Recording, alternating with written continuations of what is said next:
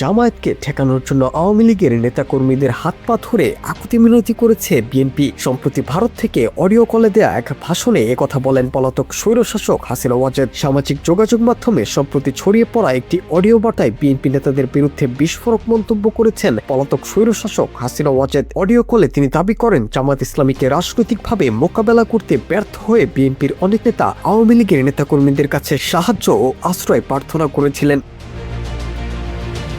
হাসিনা ওয়াজেদ বলেন, বিএনপির অনেক প্রার্থী আমাদের আওয়ামী লীগের নেতাকর্মীদের কাছে হাত পা ধরেছে, ধর্ণা দিয়েছে, জামায়াত ঠেকানোর জন্য দয়া ধর্ম করে তারা ভোটও দিয়েছে।